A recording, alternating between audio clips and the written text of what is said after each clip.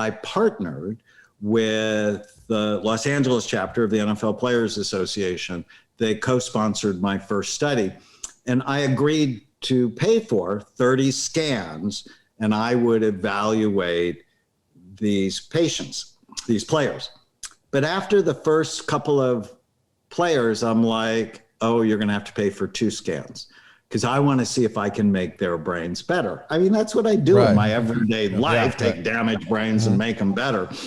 And so I put them on a high quality multiple vitamin, one I designed that's the best one in the world, high dose, high quality fish oil and nutrients to repair the brain. And I go, look, this is brain health, brain envy, got to care. And all of them, and what I noticed with my NFL players is unless they were too damaged, they were bright, they were interested, and they did what I asked them to do for the most part. We ran an NFL weight loss group. Big Ed White was in it. He ended up losing like 150 pounds. Duval Love lost over 100 pounds. Marvin Fleming, who played in 5 Super Bowls, lost 60 pounds.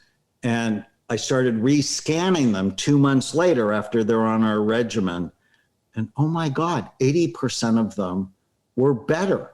We tested their memories, their mood, their processing speed, coordination, everything is getting better. And what I found is they get really excited and then they tell all their friends. And all of a sudden the 30 that I'd agreed to pay for turned into 300.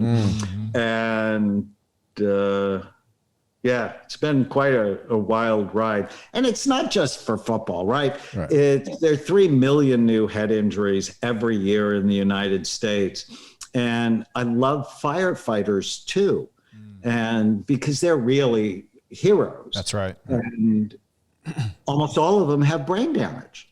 And because of the toxins they're exposed to, because of the falls they experience, because of the emotional trauma they're faced with on an ongoing basis.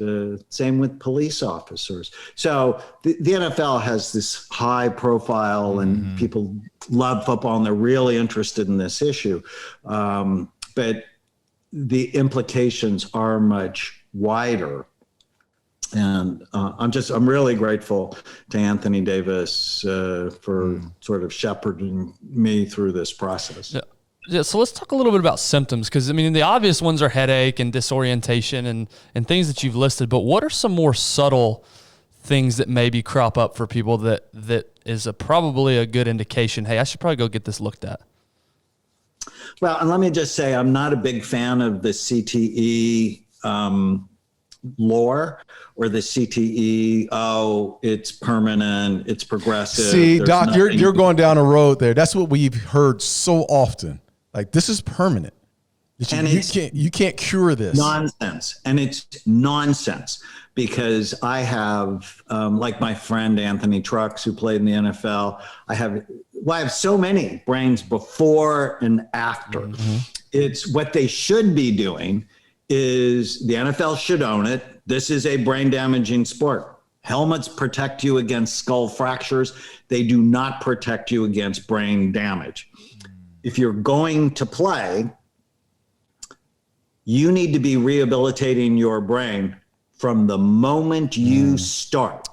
Pee wee football, high school, college. Now, we witnessed something yesterday. Yesterday was the Super Bowl. That is so instructive that the oldest quarterback ever to win a Super Bowl, ever to play in a Super Bowl, was spectacular. Why? If you read Tom Brady's book, TB12, he does absolutely everything right. So if you're going to play a brain damaging sport, or you're going to be in a job that is brain damaging, and there are many, from longshoremen to firefighters to police officers, you need to be rehabilitating your brain all the way along. And Tom Brady sleeps 9 hours every night. He doesn't drink. He doesn't do drugs. He doesn't eat crap food. You know, he's off gluten, dairy, corn, soy, artificial dyes, and sweeteners. And one of his teammates 10 years ago said, oh, I'd never eat that bird food. Well, I bet you he's not playing football now. Right. And his career was, you want longevity in whatever you're doing. You have to take care of the 3 pounds of fat between your ears. So if you're gonna play, then you got to do everything else right.